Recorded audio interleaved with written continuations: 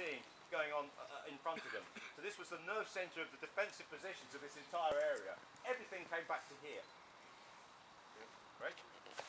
Similar story as the aid station, the quarry that was already here prior to the battle. They kind of modified it into a CP, setting up, adding an additional radio post, which you can see right on that section over there. You can see the additional holes dug by the Americans to set up the communication section in both holes. While metal detectors, some guys found a lot of communication wires, radio batteries in that position. That's why we can pinpoint it as being CP and not the aid station.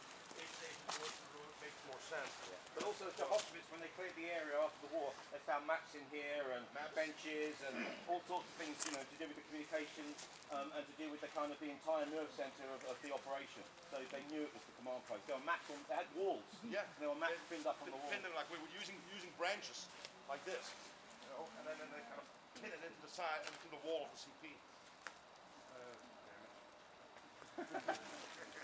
Now also, as for Colonel Sink, like Sink was here too? Yeah, well, like most of the regimental commanders here in Bastogne, they kept their regimental CP at one and the same place all during the battles and during the siege. Sink never did. He didn't do that in Normandy. He didn't do it in the Netherlands. Sink always kept following his man, moving his CP depending on what his regiment was doing and how they were moving.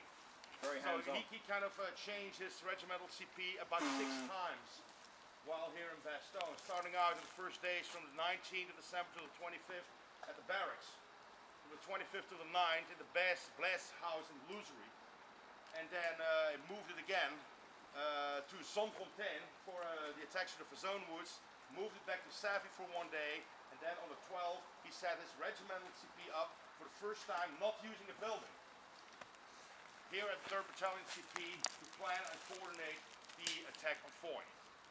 And that's also when you read the reports, the only time they don't mention a building is on that day when they said that regimental CP moved 2 miles north of Luzery. Yeah. And if you take 2 miles north of Luzery, there's not a single building there, and there never was. So he had used all the things that was operational here to coordinate. And after all, Gene Brown was here too, who was... Yep. Yeah. Gene Brown was here, Patch was here. Yeah. So it was quite easy for him to kind of stay in communications and just slip in when he needed to, pick up where he needed to, and then move out when he needed to.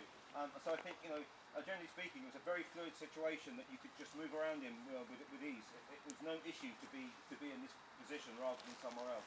So I think he preferred to be here up front when they're preparing for the attack than back there.